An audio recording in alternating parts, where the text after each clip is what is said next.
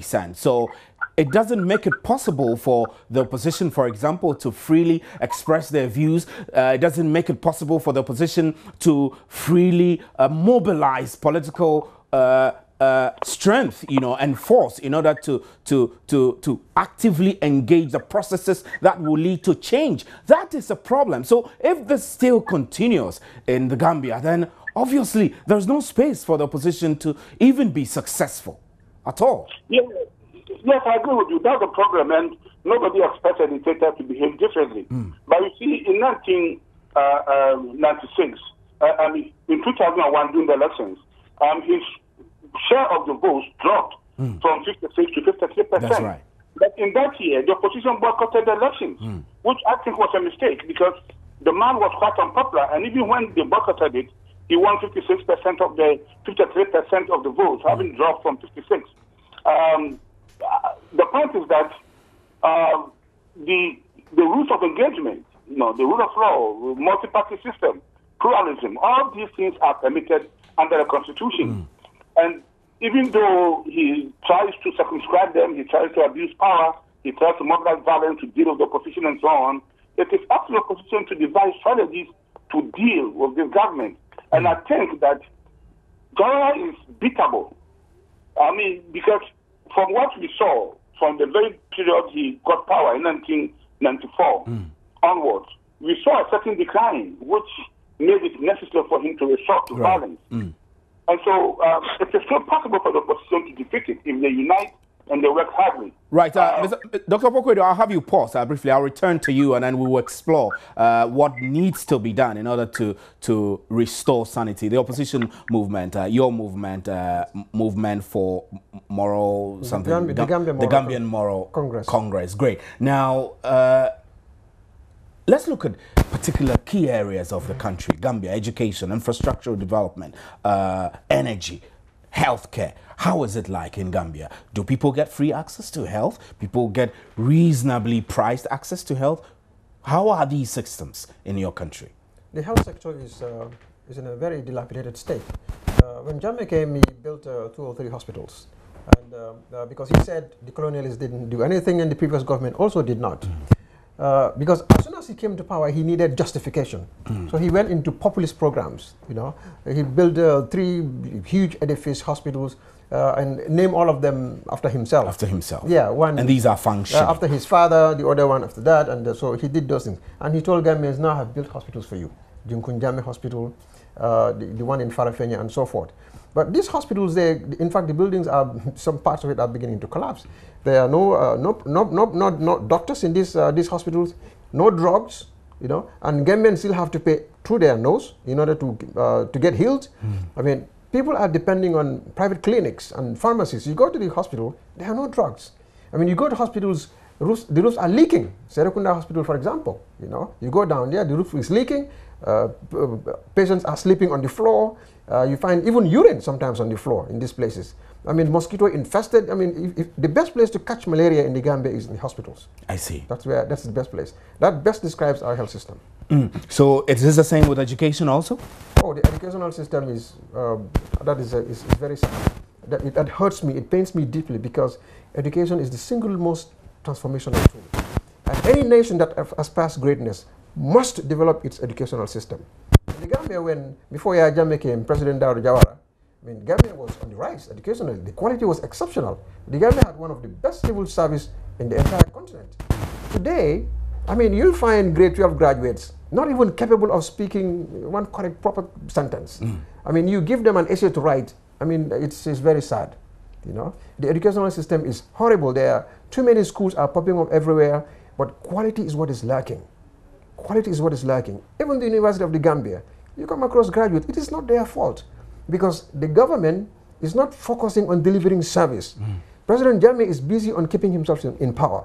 He is busy establishing a gigantic and maintaining an edifice of oppression. And that worries you for the future of Gambian citizens across the world, right? Of course, he's building a generation of lost opportunities. He's building a generation of young people who would not be able to hold themselves. Who have no hope Absolutely. and no direction in their own country. Now tell me, what happened to all the journalists who were brought to Ghana, who came to Ghana to train at Ghana Institute of Journalism? I mean, I went to university with quite a couple of them. There were a couple of Gambians I went to Cardiff University with when I was studying for my master's program in the UK. They were sponsored by the state. There were others who were, when I was at Ghana Institute of Journalism, who were in school with us. They trained as journalists. Where are all these fine journalists that Gambia has produced through state scholarship systems? Where are they? I tell you, more than half of them are in exile. They've been forced out, kicked out. Some of them really have voluntarily decided to get out of the practice of journalism. And some are killed. Some have disappeared. This is the situation. About 70% of Gambian journalists, in fact 80% of Gambian journalists are out of the country. They're in exile. You stay in the country, you become an endangered species. In fact, journalists are considered in the Gambia as endangered species. I mean, they cannot provide, so they cannot survive in the Gambia. Every journalist, most of them have been arrested, most of them have been put before kangaroo courts, and most of them have been convicted, and some even run away before the trials would be over. So you are also exiled, or you still live in the Gambia? I am a political leader. I'm very active in the country, and I am working very hard on the ground in order to make sure that we are able to overhaul the system. Now, Senegal recently kicked out the political grouping, the group leader in Senegal, kicked him out, and possibly might send him to France. What if you are also kicked out? Are you afraid? Are you not afraid? I am not afraid of being kicked out in any African country. I am a leading opposition figure of a legitimate political party that contested presidential elections before and will be contesting presidential elections again. My activities are quite legal within the law anywhere in the world. I have met leaders, I have met public figures, and all my activities are in the open. You know, there are no secrets. That's why I'm in Ghana, and my presence in Ghana is known. In my country, is known around the world. I have nothing to fear anywhere in any part of the world. Right, I'll return to you and then we'll, yeah, sorry. The difference is that the gentleman who was expelled from Senegal was not a political party leader. He has no political party anywhere in the world. He advocated a violent change of government in the Gambia. He issued YouTube videos calling for the military to topple President Which is what eventually led to the toppling of the attempt to overthrow. Absolutely. So Senegal felt that such a person cannot be on their territory, you know, using their base, their country, a person who has no political consistency. To perpetrate an illegality. Absolutely. So it means that, I mean, the opposition movement, including your political movement, is totally not in support of the forceful attempt to remove Yahya Jammeh. Absolutely, including the activities of the gentleman in Senegal.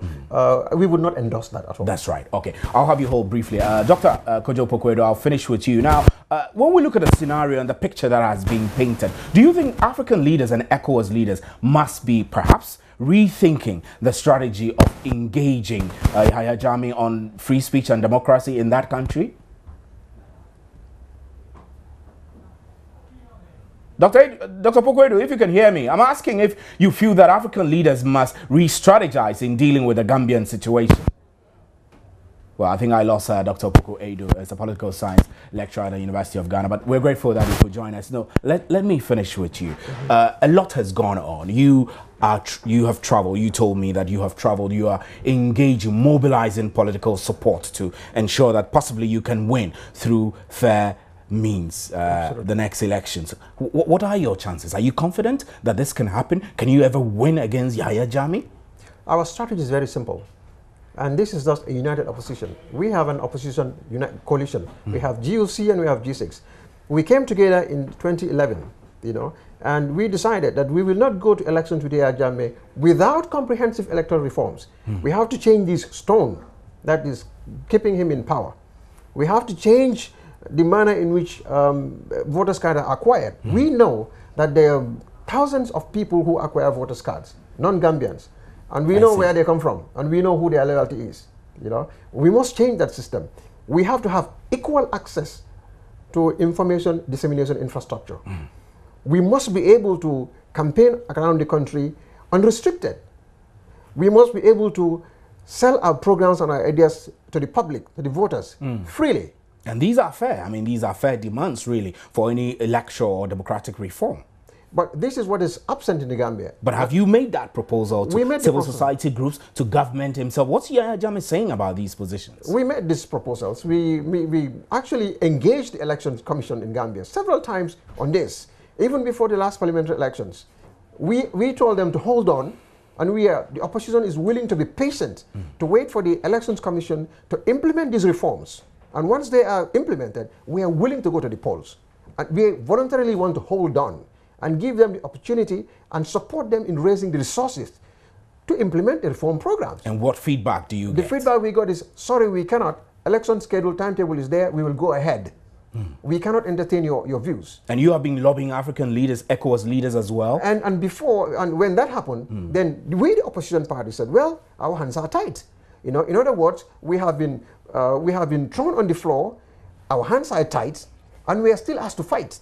So therefore, we decided we are not going to participate at the last presidential election because we are forced out. We are forced out in participating. And for that reason, we don't have opposition politicians in parliament because the entire opposition united said we are not going to participate in these fraudulent elections. Without the reforms. Because we are only legitimizing a fraud to give Yahya Jammeh international legitimacy he does not deserve. And so we are still in consultations about what to do in 2016, because the circumstances that prevented us from participating, they still exist. In fact, has been intensified. So we are in talks. Are you getting any feedback from your lobbying with ECOWAS leaders? Have you met President John Mahama yet? If anybody can arrange a meeting with President John Mahama, please arrange the meeting for me. I haven't met President John Mahama, but I'm here talking to Ghanaian people, citizens of Ghana, because President Mahama is the chairperson of ECOWAS, but he is chairperson of citizens of the community, ECOWAS community. So I am a community citizen. I have come to Ghana to speak to my fellow ECOWAS community citizens to put pressure on their leaders to support the Gambian cause, because internally we are so weak by design that it is very difficult for us to continue to do this fight alone. When South Africa needed to fight their cause, Nelson Mandela and Thabo Mbeki and a lot of people, they went outside. The broader African community. Went community. Out and sought support. And so this is part of the campaign I'm conducting. Right, Dr. Mai Fatty is a leading opposition member, the leader of the main opposition group in the Gambia, and he's calling, and including himself and major other political groupings in the Gambia are calling for electoral reforms that will open up the country for free and fair democracy to be practiced there. My name is Stephen Enti, and that's where we draw the curtains for today's big story. We'll be right back with an interactive segment. Do stay.